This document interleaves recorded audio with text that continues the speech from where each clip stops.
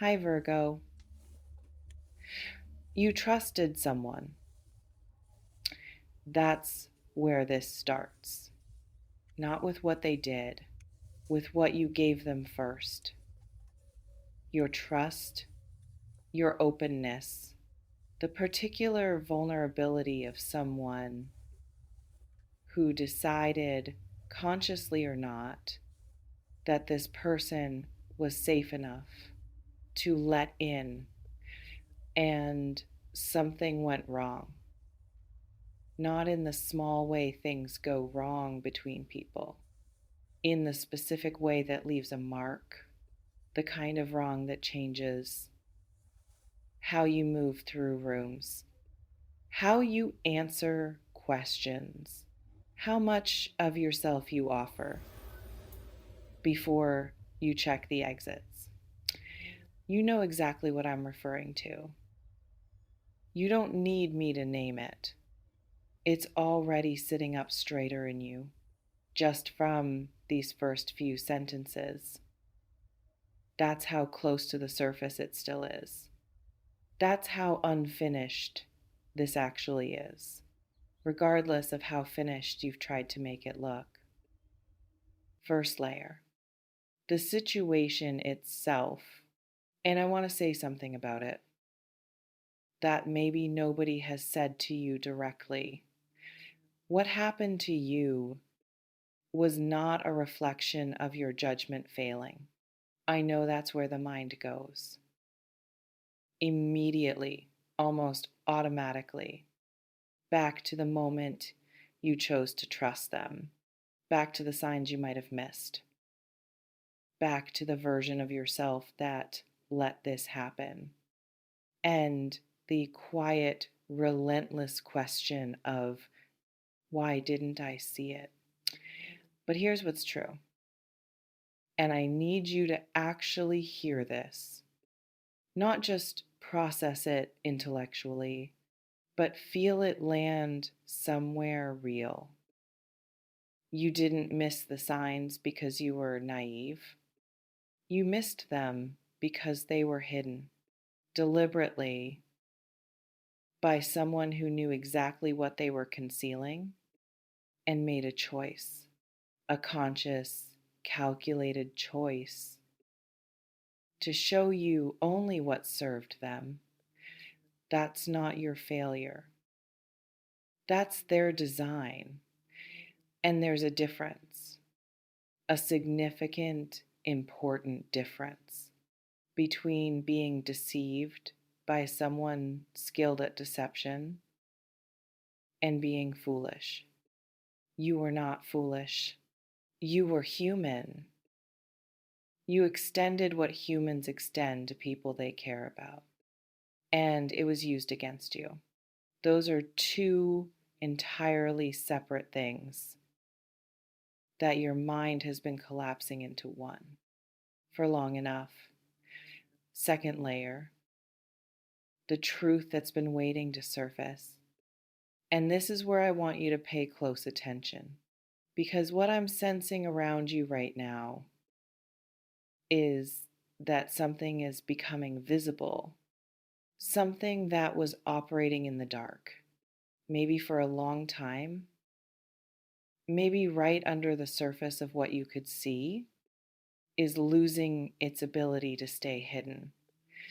Truth has a particular quality. It doesn't require effort to sustain, it just exists. Lies, on the other hand, even very sophisticated ones, even the kind built by people who are practiced at building them, require constant maintenance, constant management, constant vigilance about which version of the story has been told to which person, and that maintenance over time under pressure develops cracks. Uh, Maybe you've already started to see the cracks, small things that didn't quite add up, moments where the version of events you were given didn't quite match what you knew to be true, inconsistencies too small to confront, but too specific to ignore, things that filed themselves away somewhere in you without your permission, quietly building a case that your conscious mind wasn't ready to make yet. That case might be completing itself right now. And what it's about to show you, what's about to become undeniably clear, might be shocking. Not because it's impossible, but because part of you didn't want it to be true. Part of you, the generous part, the part that extends benefit of the doubt past the point where doubt deserves benefit, kept finding alternative explanations, kept choosing the version of events that required less of a betrayal to be real. There may not be an alternative explanation this time. Third layer, and this is the one that requires something from you, not action, honesty, the specific, uncomfortable honesty of someone sitting alone with what they actually know. Not what they can prove, not what they can say out loud yet, but what they know. Because I think you've known something for longer than you've admitted. Not the full picture. The full picture may still be assembling itself, but the outline of it, the shape, that low, persistent feeling that something about this person, something about this situation was never fully what it presented itself to be. That feeling you explained away, rationalized, decided to trust the person over. Uh, your instincts were not wrong.